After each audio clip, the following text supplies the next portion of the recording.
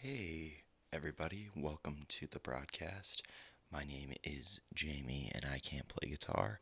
You're watching the Daily Hangout for June 28th, 2023.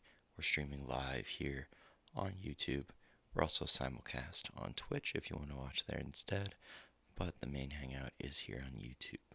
So, today we're going to be watching some videos. We apologize because we abruptly cut off last night.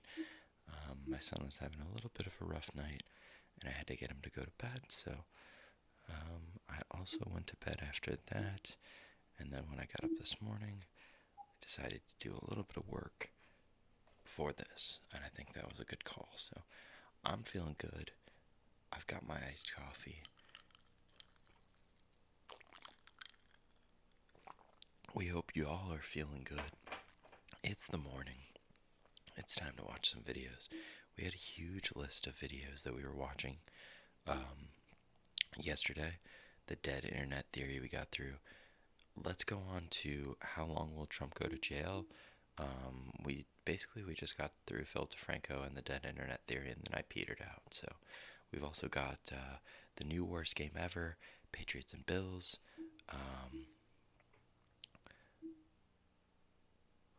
What else was here? How long will Trump go to jail? Hard Knocks, End of an Era. What is a Tangy by Hakeem? Hard Knocks, End of an Era is by That's Good Sports. The Bills one is also by That's Good Sports. We have How Long Will Trump Go to Jail by Legal Eagle. The Mayor Paradox, The Biggest Lie Social Media Feeds Photographers by The Photographic Eye. And then we've got some other cannon fodder. If we have time, let's get started with How Long Will Trump Go to Jail by Legal Eagle. Thank you guys for watching. Let's see the schedule. Do we have a schedule? Yeah. Today's stream. We're going to watch videos. There's not really any news, personal news. I've just been busy editing for a channel that I work for, called Love in the Dumpster. Lovely couple that dumpster dives. They met in the dumpster, literally. They were dumpster diving and bumped into each other, and they've been married, I believe. It's either I want to say it's their 3-year anniversary. So, congrats to them. And they've been together much longer than that. So, they've been married for 3 years. A couple I'm proud to call friends. But I also work with them. I help them edit videos and help them make sure their channel is running smoothly on YouTube. And we also do some other stuff. I'm basically the creative director at the company. So if you want to go check that out, Love in the Dumpster is the channel name. We've also got another company that I work at nearly daily called Buffalo Bottlecraft, which is owned also by Dave, one of the members of that couple, and Dave, his company Buffalo Bottlecraft that I work at. I'm also basically the creative director there. We work on commercials. I do printing and shipping. I work with the printers and shippers to help them fulfill things, logistics, whatever kind of needs to be done there. And there's a lot of talented people that work there. We have a really cool guy named Matt that does CNC work, and we've just finished releasing. I don't think I have one here, but I can show you one of the other things we make. We just finished releasing a baseball flask. It's a real baseball with a flask in it. It's pretty cool. It's like a ceremonial kind of flask. One of our flagship models, and That's Good Sports would know, possibly even these. We have the baseball opener, and this is, anyway, that's the news for us. We've been just kind of busy with work and stuff, and excited to be streaming a lot. Nothing specific, got the family doing well, and yeah, that's the news. I haven't seen any specific world news that I feel like needs to be gone over, and we'll be going over a few newsy things with Trump going to jail.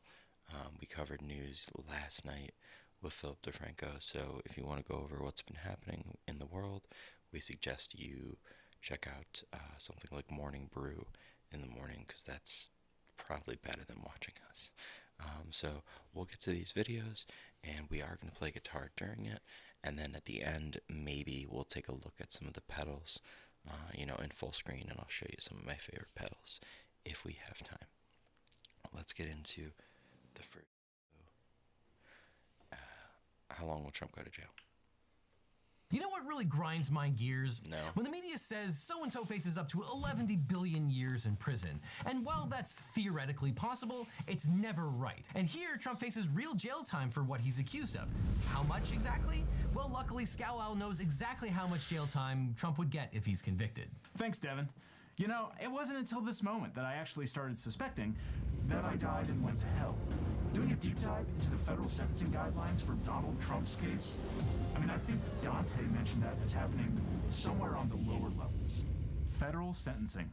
A rational, predictable, and fair process that would be impossible to thwart by a narcissistic man-child who runs a major political party as a cult of personality. Unless you've been living under a rock, you've heard that Donald Trump was indicted in the Southern District of Florida for 36 counts relating to the willful retention of classified documents, as well as a scheme to obstruct the investigation into that retention. We've done at least one video on this channel. But here's the Cliff's Notes of what's alleged. When he left office on January 20th, 2021, Donald Trump caused a bunch of boxes filled with classified national defense information to be moved to his Mar-a-Lago club in Palm Beach, Florida. According to the indictment, Trump had the boxes stored in unsecured locations and even showed some of those materials to visitors, possibly including Kid Rock, not joking. Beginning in May 2021, that's one of my the National favorite Archives things. and Records Administration He's almost certainly tried to Trump show turn over certain records that he had kept after his Kid Rock is on record from like a Rolling Stone interview saying like he was showing me like North Korean documents and stuff like that, and I wasn't sure why. We didn't know what was going on. So fucking good. presidency. Trump didn't comply. So ultimately, on March 30th, 2022, the FBI opened a criminal investigation into the unlawful retention of classified documents at Mar-a-Lago. And on May 11th of 2022, a federal grand jury issued a subpoena to Trump requiring the production of all documents with classification markings. Trump caused some documents to be produced on June 3rd, 2022, along with a certification from one of his attorneys, Trump attorney number 3, according to the indictment, that all documents had been produced. Well, as it turns out, that certification was false. Bullshit. The FBI got its hands on surveillance footage showing Trump's valet, Walt Nauta, as well as another employee moving boxes around Mar-a-Lago in advance of June 3rd to hide certain documents.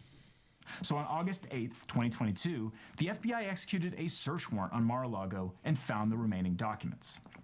The indictment contains 37 separate charges, although only 36 relate to Trump. Counts 1 through 31 charge Trump with willfully retaining national defense information in violation of 18 U.S.C. 793E, which is the Espionage Act. Counts 1 through 21 relate to documents that were obtained during that August 8th search warrant, while counts 22 to 31 relate to documents that were produced by Trump's attorney on June 3rd. Counts 32 through 36 are basically a bunch of different ways of charging obstruction of justice for hiding the documents that were recovered on August 8th. So here's the question. What's Trump looking at? If he were to take this case to trial and be found guilty of all counts, counts 1 through 36, what kind of sentence would he receive? What's at stake here? Now, you'll remember in our George Santos video, I took a quick little dive into the federal sentencing guidelines. Now we're going to take it to 11. These go to 11. We are going to nerd out. Of And I'm course not they even going to played apologize for it. This is going to be fun, but I'm also going to tell you this. This is the only time we're doing it. In any future video where we're going to talk about the federal sentencing guidelines, we're just going to put up a little thumbnail and link you back to this one. I'm just not doing this twice. In 1984, the United States Congress overwhelmingly passed the Sentencing Reform Act. The Sentencing Reform Act did a couple different things, including eliminating federal parole. But most importantly for our purposes, it established the United States Sentencing Commission.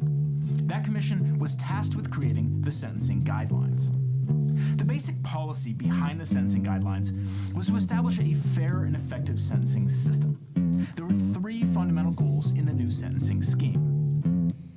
First, honesty in sentencing. Second, reasonable uniformity, I'm going to turn and this, 3, this down for a proportionality. bit. Honesty in sentencing was easy to achieve with the elimination of federal parole.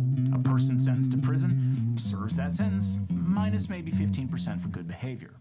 Reasonable uniformity and proportionality, however, are a little bit more difficult, and they're sometimes in tension with one another. The sentencing guidelines can't take into account every single detail and wrinkle in every single case. So in addition to creating a framework for treating similarly situated defendants similarly, the guidelines allowed for departures from the guidelines under certain circumstances. In other words, the guidelines maintained a limited amount of discretion for judges to give leniency or impose harsher sentences. At the time it was created, the idea was that the sentencing guidelines would be binding on federal judges. But the Supreme Court put a pin in that.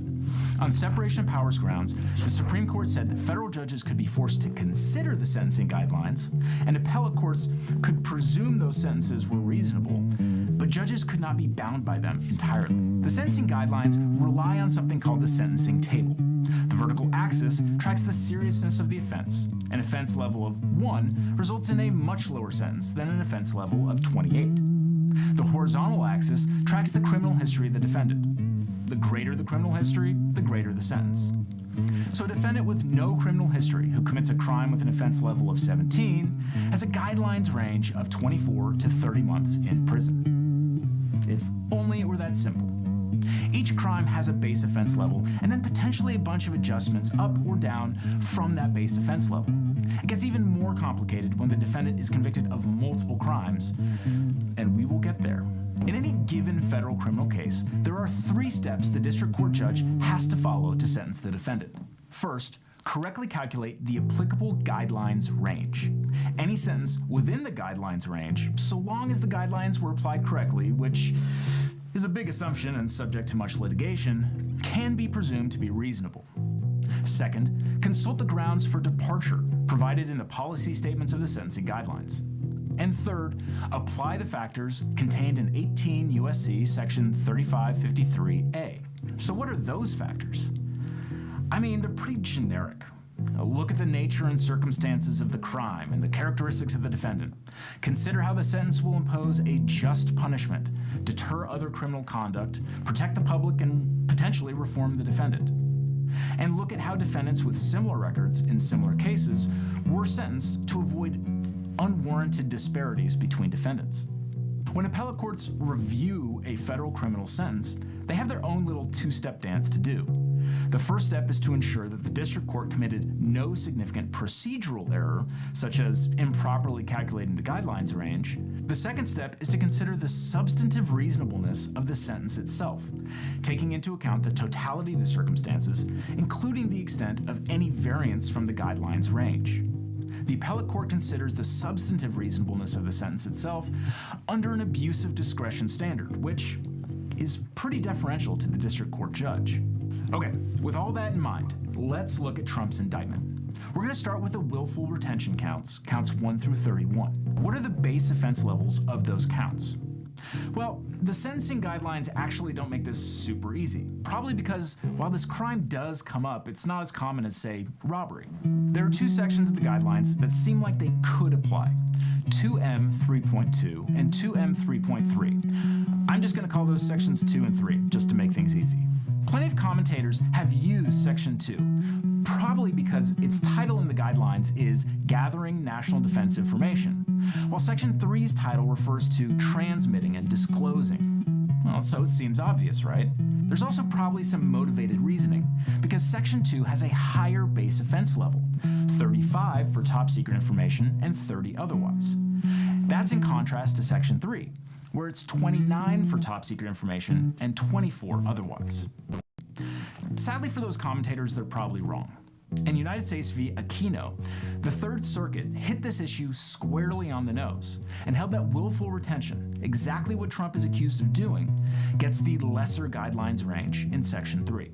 Incidentally, the Second Circuit agreed with the Third Circuit the next year in United States v. Mulkey. And while neither of these decisions binds the Southern District of Florida, which is in the 11th Circuit, the Third Circuit's analysis in Aquino is pretty persuasive. So let's just work under that framework. Section 3 applies for the willful retention counts. Then for every count alleging the retention of top secret information, the base offense level is 29. And for each other count alleging something not top secret, the base offense level is 24. The next thing we do is look at some adjustments. There are 3 adjustments that seem like they could probably apply here.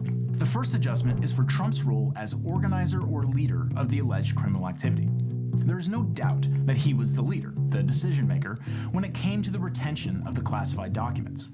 As such, he gets a 2-point increase from the base offense level. Now, if the criminal activity involved 5 or more participants or was otherwise extensive, the court can add another 2 points to the base offense level. I'm not convinced that we have that here. I've seen some other commentators do it, but I'm not going to. Based on the indictment, we could have 5 participants: Walt Nauta, employee number 2, and attorneys 1 through 3. The problem is that a participant is defined as someone also criminally responsible for the offense.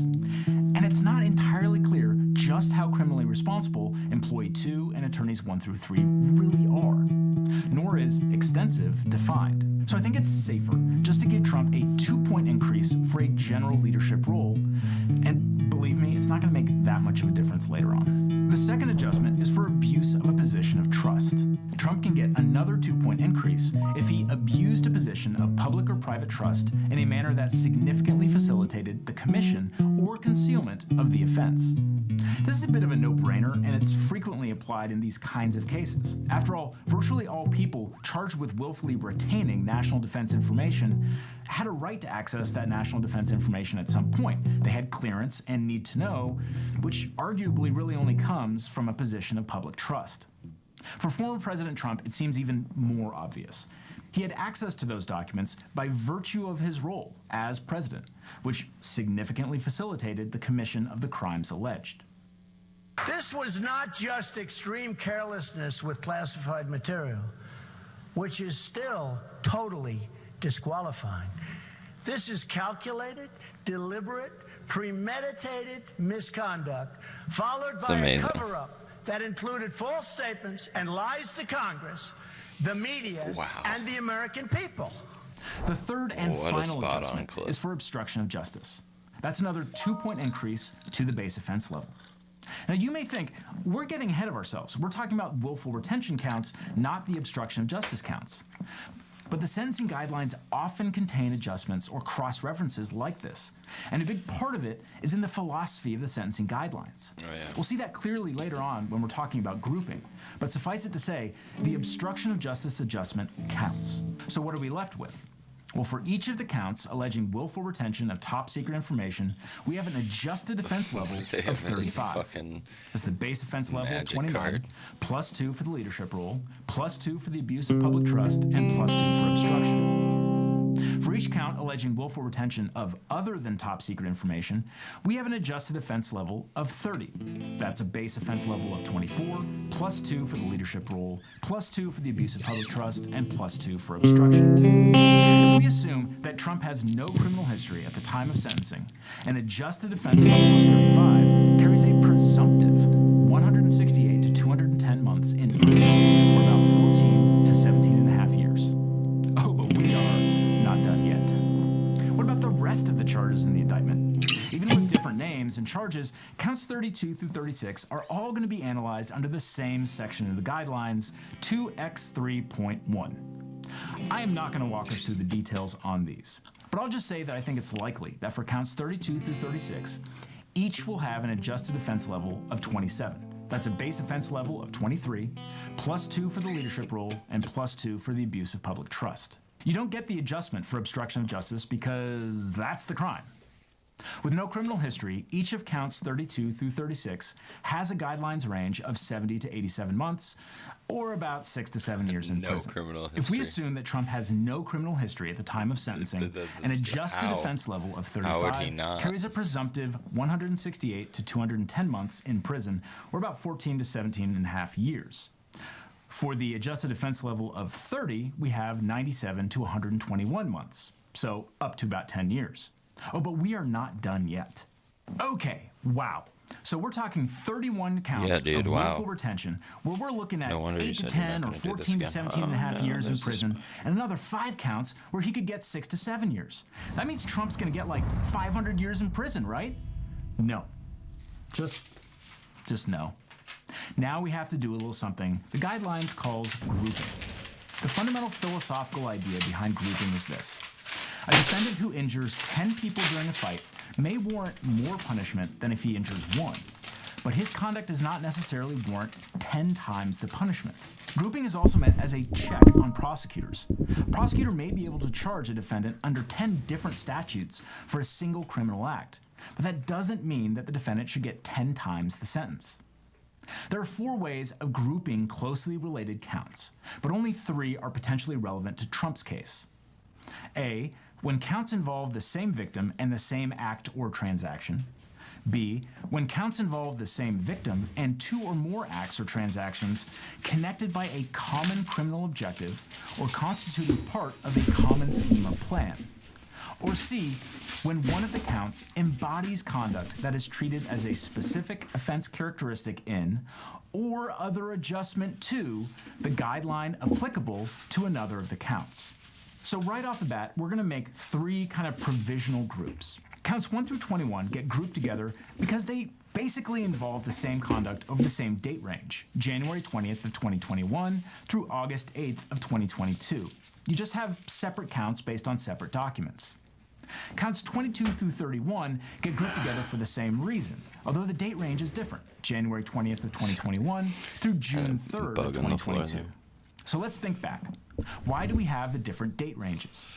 It's because the documents in counts 22 through 31 were turned over to the FBI on June 3rd, 2022, along with that false certification signed by Trump Attorney 3. Ooh. It was only later that the FBI obtained surveillance video showing the movement of boxes in Mar-a-Lago, which resulted in the August 8th search warrant. And it was through that search warrant that the FBI found the documents for counts 1 through 21.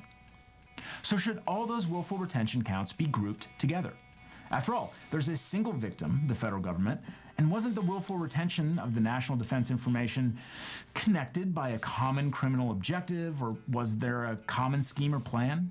I get that argument, I do. But the idea behind that kind of grouping is that there's a single composite harm from the criminal scheme. So think about a different example. If a defendant is convicted I like this video of 3 counts of mail fraud. It's really boring. I would just have liked an answer. All right, cool. Just 2 passes completed. The new worst game ever. Patriots versus Bills. Let's go. Let's watch this video. Have you ever seen a football game that both teams are ashamed to have been part of by the final whistle? Yes. A game where the most exciting highlights are sideline shots and goalpost shots and showing how windy it is? Yes. Hey, did anybody score while I was in the bathroom? No, but boy, the flags atop the stadium were really blowing. Wow. Jesus, the this final game score sucked. of 14-10 isn't fully indicative of how hard this game was to watch between the Bills and Pats. That's true. No, it was the 6 total third down conversions. The Patriots 19 total passing yards on just 3 attempts. Mac Jones only threw sucked the ball ass, 3 dude. fucking times. It We was weren't Josh much Allen's better, but 4.1 yards per pass attempt that turned football into a tranquilizer. The Bills could be on a current 7-game, 3-year win streak against New England if not for this terrible game. Game Today sucked. I recap the worst win game I've ever seen. This is one of the worst games I've ever watched.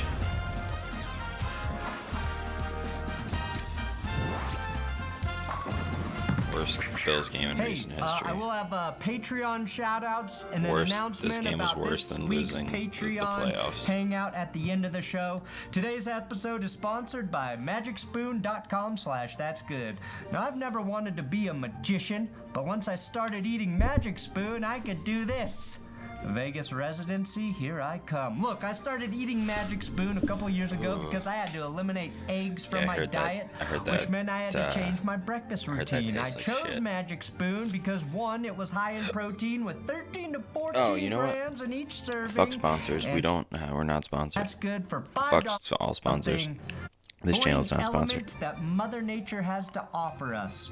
Humidity is jealous of how annoying wind is. He does care about having the wind in the 4th quarter. The wind has been a factor in every decision decision on both sides. A football team can plan for rain, snow, just about anything, but wind is the monkey wrench of all monkey wrenches, and in 2021, a frigid zephyr blew through Buffalo's Highmark Stadium and served as the greatest equalizer since Denzel Washington. It's a happy ending. Not exactly. Neutering both the ground and pound Patriots and the high-flying Bills. And this game wasn't just buried on a Sunday morning slate for Scott Hansen while we occupied ourselves with more entertaining affairs. No.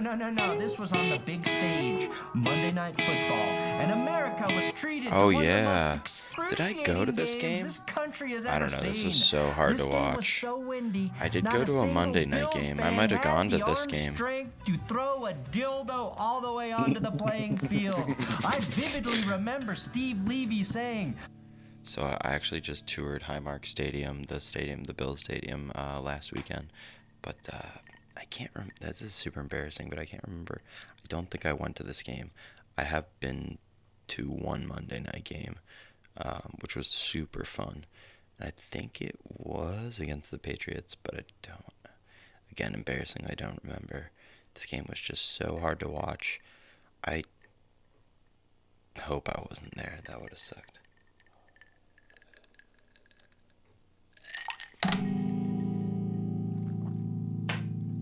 I think I remember watching this game on TV.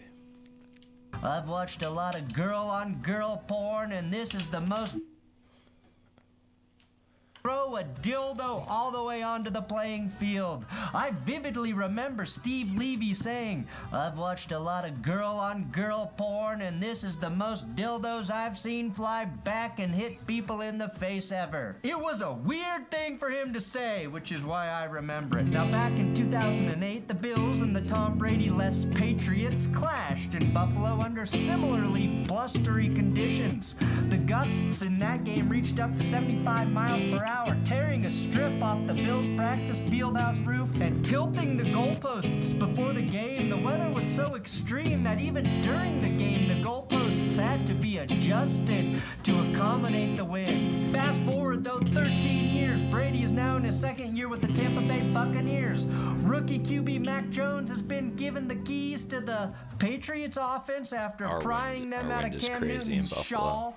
Wind ruins every good day in Buffalo. The Bills have made a slight upgrade at the QB position, going from Trent Edwards to future Hall of Famer Josh Allen, who was the only quarterback in NFL history to amass 90-plus passing TDs and 25 rushing TDs in his first 4 seasons heading into this game. This game, though, started with wind gusts of up to 40 that's kind miles of a per joke. hour. You could quite literally hear the wind through your television. It was whistling around the field.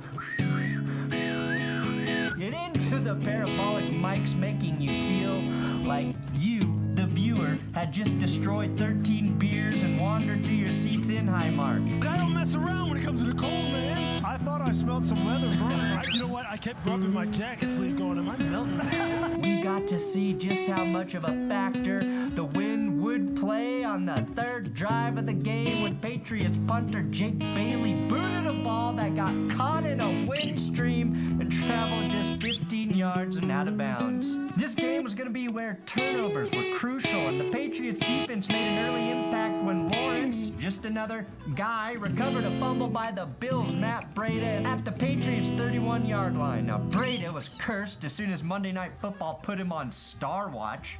Matt Breida's never been a star. Fast, yes. Star, no.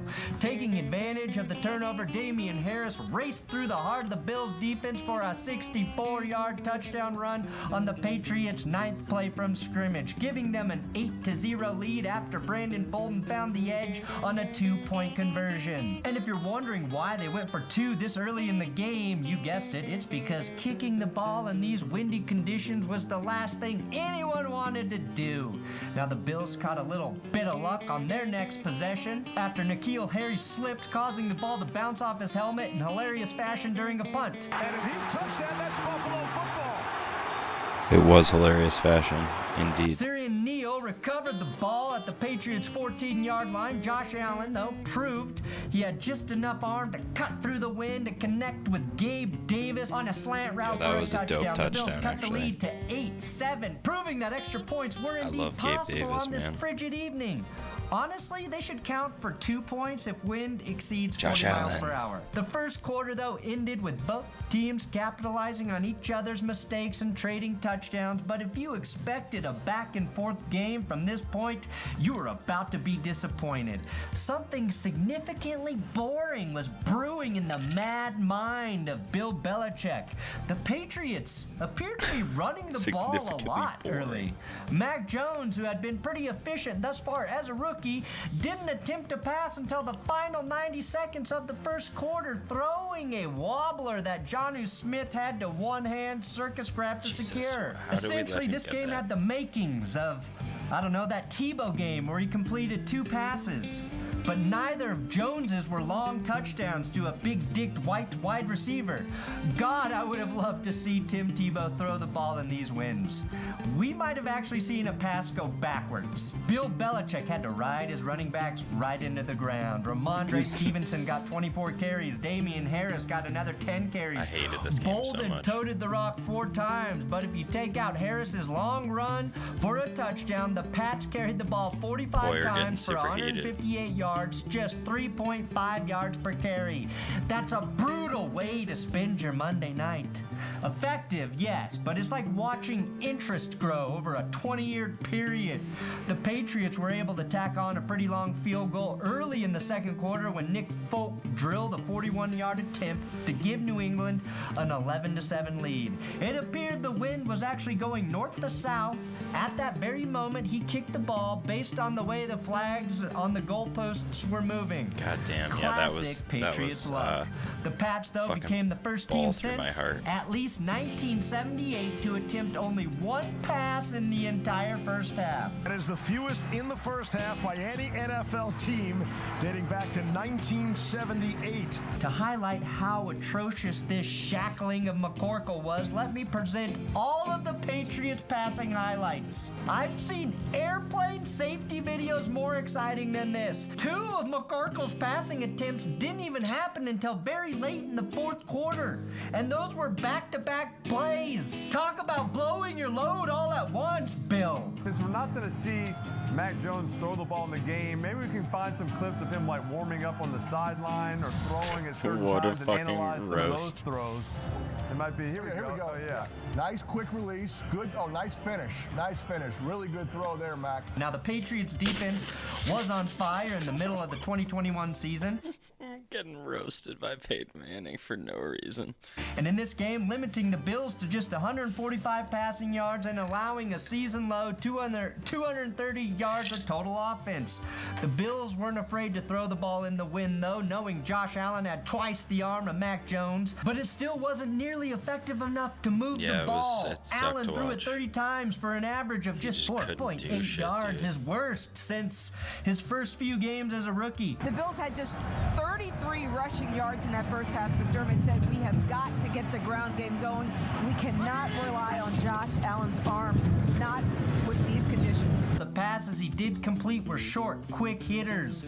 It was essentially what Tom Brady made a living on for 2 decades in New England. Watching Josh Allen have to play like Tom Brady, though, is like watching a Ferrari have to drive 5 miles under the speed limit. One of the best shit. plays in the second half. Holy shit, remember this false start on the Patriots' punt attempt? Oh boy, I could barely contain my excitement. The wind continued to fuck affect this. the I hated special this. teams, with the 2 kickers really having the most thankless job in this game. The Bills' Tyler Slap-at-a-Baseman just snuck in a 35-yarder as the wind calmed Slap-at-a-Baseman, down in the yes. middle of the third, and Folk answered back with a 34-yarder that went left to right but did knuckle through the uprights. Look at that football. Yeah, I was hoping that would If hook. I'm talking Didn't. about kickers and punters navigating the wind, Well, it's because nothing else was happening, all right? I'm talking about 82 total yards combined from both teams through nearly 2 quarters of football and no points. It took New England 4.5 minutes to run 5 plays for 4 total yards. I'd rather watch Cole Beasley refuse more vaccines than watch this game again. One of the highlights of the second half is this Patriots rushing chart. Oh, look at all those attempted runs they had up the middle. Everybody loves a run up the middle. Buffalo really lost this game, though, with about 8 minutes left in the fourth quarter. After a promising drive aided by a horse collar penalty that brought the Bills as far as the 6-yard line, Josh Allen took a sack, or maybe 2 sacks on the same play, and Bass missed a 33-yard field goal attempt wide that right, was really which would fucking have hard cut to the watch. Bills' deficit to just 1 point. Buffalo did have one highlight-worthy play, and that was Josh Allen throwing into the wind, and then Stephon Diggs somehow getting both feet in bounds to make this catch. The Patriots defense came up big in the closing minutes of the game. Miles Bryant batted down Josh Allen's pass at the goal line on a crucial 4th and 14 play with $1:55 remaining, sealing the victory for the Patriots. That play was a bit exciting, but I can't overstate how underwhelming the conclusion of this game was. The final 4 drives were a missed field goal, a punt, a turnover on downs, and the Patriots kneeling it out on downs.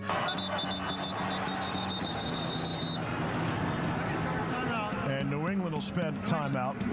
30-second timeout. Mac Jones's knee hitting the turf was the hardest he had worked all night, the most impact he had taken. The final score was 14-10 in favor of the New England Patriots, extending their winning streak to 7 games and solidifying their position atop the AFC. Mac Jones finishes 2 of 3 passing. 2 of 3. Hilariously, the Bills and Patriots now account for 4 of the 5 wins in NFL history with the fewest passing attempts. And take that McCorkle, crown, despite baby. only attempting 3 passes and completing 2 for 19 yards, he became the NFL's 3rd rookie QB to win 9 games in his rookie season, joining Ben Roethlisberger and Dak Prescott. He became the first rookie, though, since Paxton Lynch, who made me want to leave this world early. The Patriots would have fun with this one, too. After the game, Matthew Judon said, Just hats off to the offense, really, everybody. Probably besides Mac, he really didn't do nothing besides hand the ball out. But it was a season-defining game for the Patriots, a testament to Bill Belichick's famous willingness to adapt and bend his game plan to the circumstances. The Bills made up for this painful game, though, in the wild card round of the playoffs, where they faced, yes, the McCorkle-Jones-led Patriots. In that game, Buffalo's performance against New England was an offensive symphony. The Bills scored a touchdown on all 7 of their offensive drives in that game, only dodging the end zone on their last series when they were free to kneel on the ball and mercifully end the 2021 Patriots. I will not be getting into what happened next for the Bills that season. Maybe in another video, but I don't feel like crying on camera today. I do have Big Dig Patreon shoutouts for new patrons: Jay Villalobos, John May, Chase Goff, Jared Goff's brother, Moopert, Pope Urban II, Griffin Hegwer, Nathaniel Illingworth, Andrew Gresham, Brandon Westbrook, and Patrick Unger. Wednesday this week, June 28th, is our Zoom Patreon hangout for all $10 Patreon and all $10 YouTube members. That info is on the YouTube community tab and in Patreon, so I hope to see you there for the hangout. And thank you guys for hanging out with Tom Grossi and I at the fan meetup. Truly a life-changing experience. That video is up here on YouTube now if you want to check it.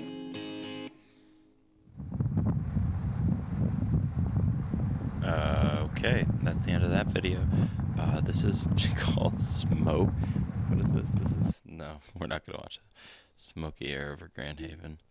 I thought that was it's been smoky in my area in Buffalo, so we thought that maybe that was related, but Jesus Christ, that's all right, let's see what else we got. The Mayer Paradox. Let's watch this. The biggest lie social media feeds photographers by the photographic eye. Also, if you are watching any of these videos, and go support the creators. Go to their channel, subscribe to them.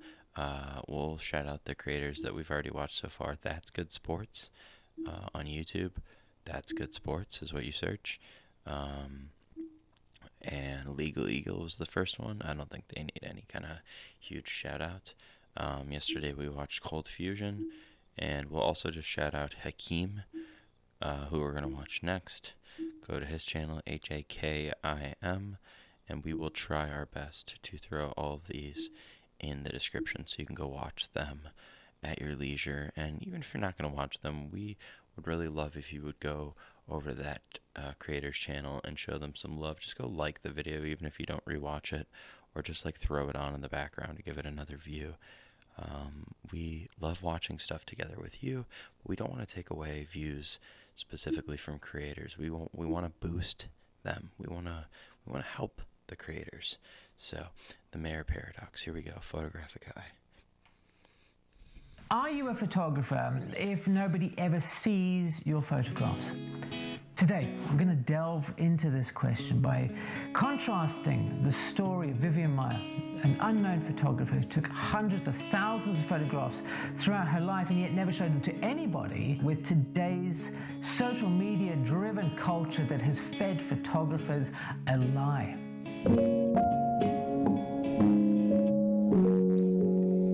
I like this. How's it?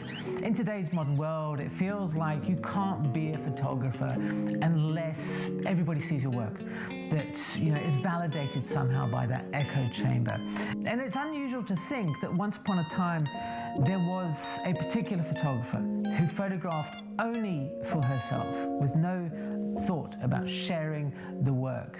This is in stark contrast, of course, to today, where you get told, bombarded almost, that you need to share your work, to have people look at it. As we go through this video, think about your own views on this idea of sharing, and whether or not people need to actually see your photograph to be taken, you know, as a photographer. Yeah, how those have changed as I just need to see technology has it. advanced. Or sometimes I just need to take it. This lady fucking is dope though. She's so good.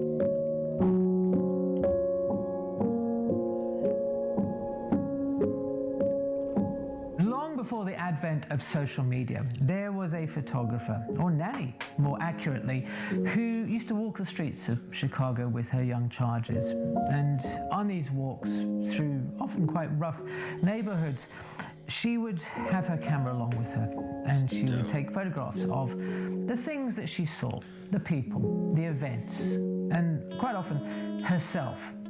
There's a huge body of work. That camera seemed to go everywhere with her. And yet, it's a twin lens. I love nobody ever saw these photographs.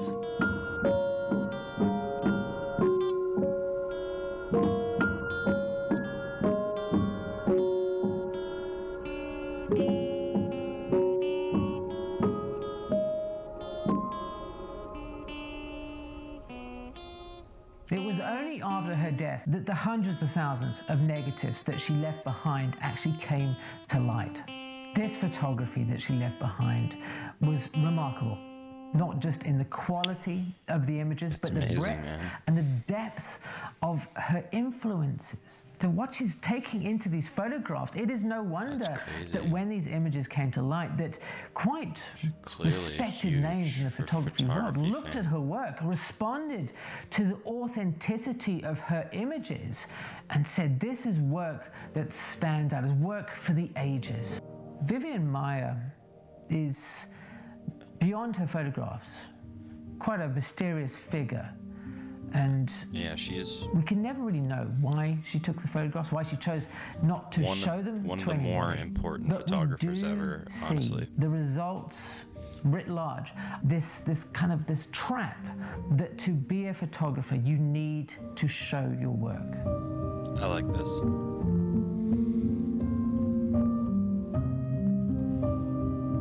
You just need to take pictures. Oh, this is like making me emotional. so cool. Is it a Rolly, or what did she have?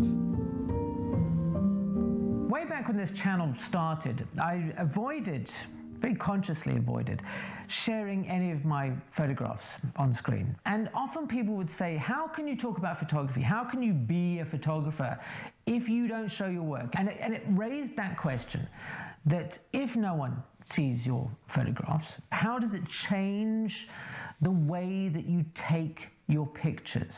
And over time, photographers have grappled with the idea of what it means to be a photographer. Are we scientists? Are we artists? Are we many things? But throughout that, there seems to be a thread that unless you have somebody look at your photographs, then you are not a photographer. Yeah, and the more people that do, the better you are, basically. With social media and all these kind of places, which amplified this idea to the maximum. That unless you are having an Instagram presence and a Vero presence and all these presences, then somehow you're not really taking photographs. You're not a You're photographer. just somebody with a camera. Yeah. Yeah, I think that is the thing. I mean, it's hard because these are incredible photos. The composition, I don't know if she had these people pose or what, but these photos are wild. And part of it is, I think, oh yeah, it's a Rolly. I wonder what Vivian Maier would have made of social media today. I mean, the irony Feels like is, she of course, took that it's photos just because like of maybe a few social rolls media every day. that she is as well known as she is. Had her work been discovered, prior to social media, say in the 80s, would she be as popular now?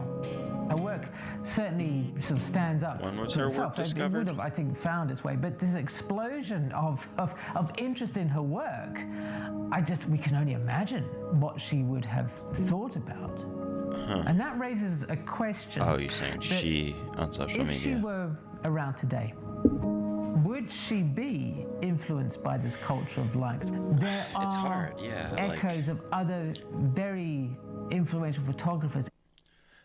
It feels like she definitely looked at other photography, looking at her stuff, and just even the photographs he's shown. I've seen other stuff from her. It looks like for sure she was a fan of photography. I don't know how you could take that many photos and not be, but it seems like she had exposure to, at least at her in her time, like an Ansel Adams or something like that. Yeah, I think this is really good because I think that it's reaffirming my belief that you need to just kind of instead of like looking at what is popular in social media, you can do, what you need to do, but to make things like get traction and stuff. But basically, like, if you don't want to share photos, you don't need to. Like, a lot of the photos that I share will end up getting like shared online, but I have so many photos that I take and end up like just texting to my mom, and I take those like with my DSLR, sometimes with film, and those aren't like intended specifically to go on social media. So I think there's like, I think this is a really cool takeaway. My thing is like, you don't necessarily have to stay off social media if that's something you're going to do for purely like a business aspect. But it's cool to know that you're not less of an artist if you don't share your stuff. You just might see less business opportunities specifically, but I think there's still a benefit in sharing things, but not specifically shooting all the time with sharing in mind, like just taking photos for the joy of it, or for, the purpose of being a photographer, being an artist, and flexing that muscle. And I like doing that all the time. I bring my camera a lot of places, especially now that I have a son, because I like taking pictures. It feels good to capture. It helps me remember things, and I don't even really need much more than that. And when I get home, I have those photos. Oftentimes I will dump them typically onto my hard drive, which is backed up online, and then those will go into an iCloud shared folder, which gets shared with my family. And that's not like specifically online. I guess it's, like a cloud storage, but it's not going on social media. And then, sometimes I'll take pictures from that and put them on social media if I want to share it with other friends and family that aren't in that iCloud invite. But it is what it is, basically. The photos are done, and I can go look at them whenever I want, but the act of capturing them was chiefly what I wanted to do, and sharing them with my family was a benefit, and social media is tertiary. In her images. Yeah, she definitely, you can see like some echoes of other people.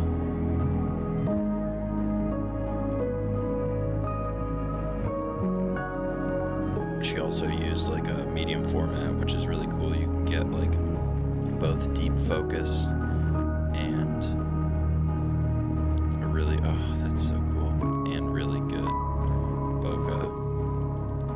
The rollies are just out of hand. I had a Yashica twin lens, and I need to get another one.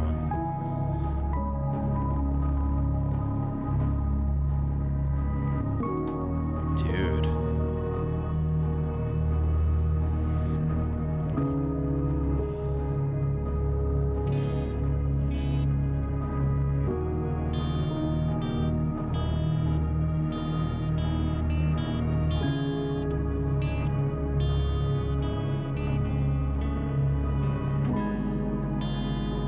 So she was quite clearly drawing on inspiration from people who were, I won't say popular at the time, that might be the wrong word, but she was certainly looking at what was, let's say, on her homepage feed.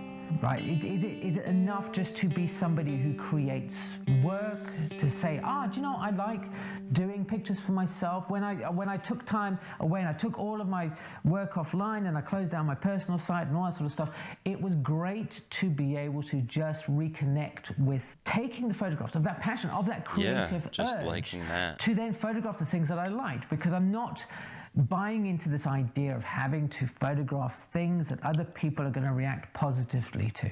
It may seem like I'm burying my head in the sand by not asking for people's feedback on things, but it gave me a chance to reset, to rediscover my joy for photography. And I think when you look at Vivian Maier's work, the joy, no matter how she felt personally about this, what drove her to take photographs, she just was like, it seems to me that she was enamored with the process. Yep. Thinking like this too gives me like a lot less like hate for and like gets me less frustrated when I see like other photographers that I might be like jealous of, or people say like, oh, maybe like, oh, that person doesn't deserve they're not talented or whatever. It doesn't matter, just take pictures, it's fun. Whatever you have, use. I wanted nothing more when I was young. I think there's like loads of people see my work, to have it in magazines and books, and of course. The irony is that now that I have that ability, don't care, and it is not lost to me that I have the ability, and I've done so in this very video, I don't really care for sharing it. The more that I have the ability to share it, the more that these photographs have become something personal for me. My prospective audience for them, if I want to call them something like that, has contracted over time into maybe a handful of people who I really would like to share my work with. Yep. Think about I just what like it sharing is them with that my family now. to take images, to really engage with the process. Do you want to share your photographs? Do you just prefer to be like Maya, just quietly doing your own thing? No matter what you do for now with a camera, do try and take photographs without that need for external validation. One of the great issues that photographers face is also being told what to photograph. And if you're struggling with this idea and thinking there's nothing around you to photograph, check this video over here. Thank you ever so much for watching, and I'll see you again soon. Few musicians in Midwest emo are as beloved as American football. Their self-titled debut. Okay, I really like that video. Photographic Guy, thank you. Good video. All right, we are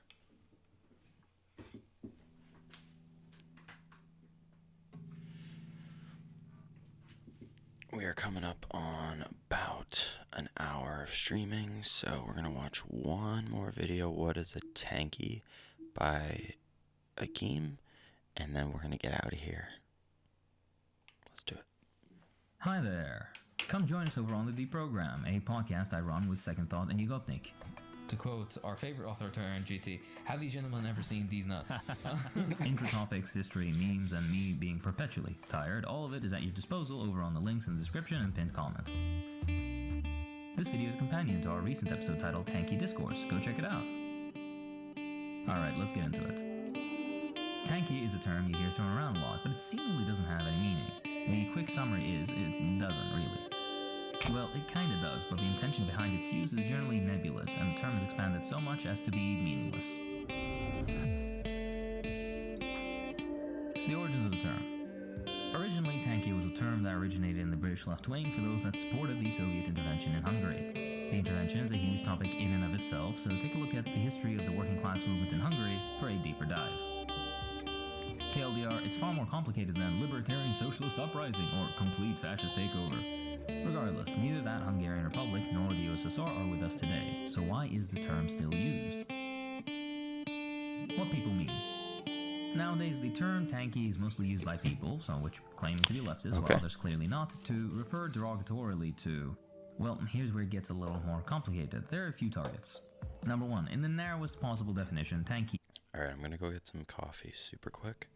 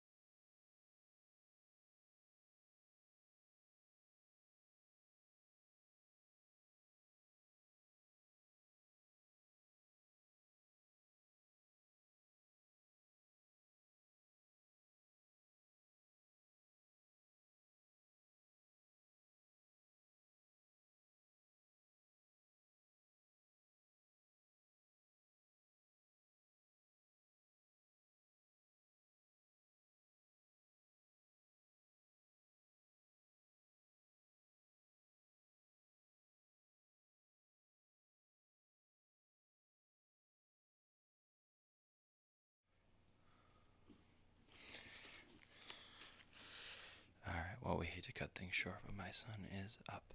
So that's the broadcast for today. Thank y'all for coming and playing some guitar with me and watching some videos. We will see y'all maybe later today, but definitely tomorrow morning. Be well. We love you.